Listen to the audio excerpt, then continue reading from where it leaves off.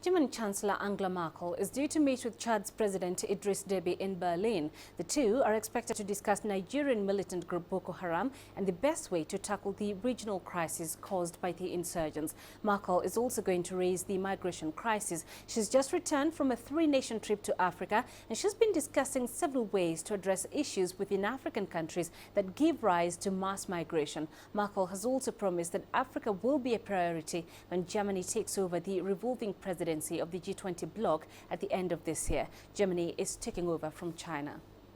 And for more, let's cross over to Guy Henderson, who's live for us in Berlin. Guy, what more can you tell us about the meeting between Merkel and Deby?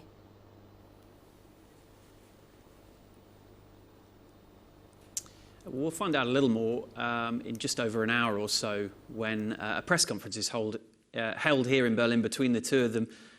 But certainly, as you mentioned, security is thought to be a key priority, a key focal point of these discussions.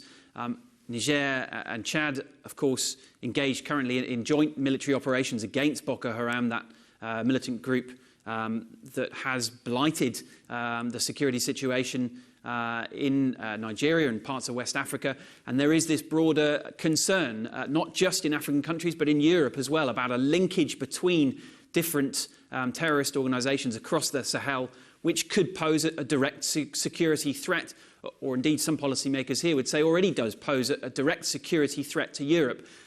Angela Merkel, the German Chancellor, just back from that multi-day visit, backing her the UN peacekeeping presence, of which Germany is a contributor in Mali, stopping in Niger, where she pledged more cash and equipment to battle people traffickers there. 90% of the people coming from Libya and crossing to Europe do cross through Niger. So it is a key transit point and a final stop in Ethiopia, obviously an influential regional partner.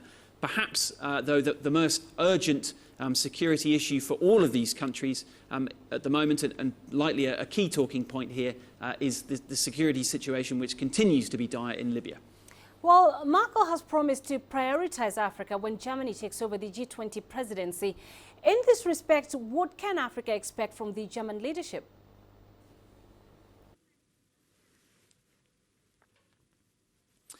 Well, traditionally, Germany, at least compared to other European countries, has actually had quite a limited influence in Africa. But as it takes on this G20 presidency next year, the government here in Berlin has made clear that it does want to move Africa up the priority list, partly, or at least possibly largely, because of this refugee crisis that has caused so much instability across Europe. I think one of the key expectations is providing more investment opportunities, more economic development. That is certainly something that the Chancellor had brought up time and time again during her visit, was urging German voters as well to see a clear link between their own living standards and ability to live in peace and the living standards of those that might be seen as being rather far away, although of course that trip across the Mediterranean is only a few hundred kilometres.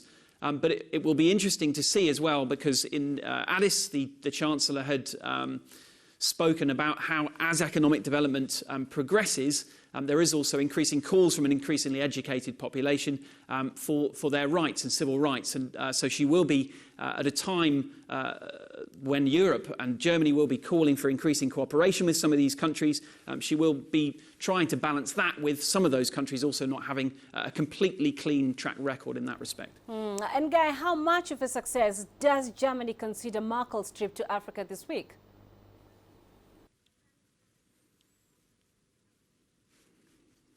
Well, I think there's a broad and growing agreement amongst policymakers and the German public more generally that a larger engagement, a broader engagement with African countries is vital to Europe's own security and prosperity.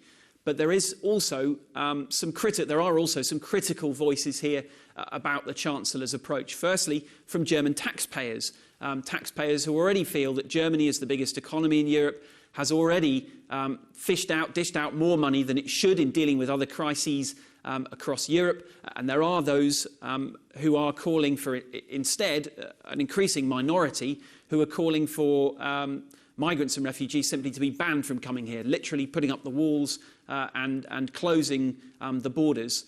So some criticism there about what resources Germany should be prepared to expend outside its own borders.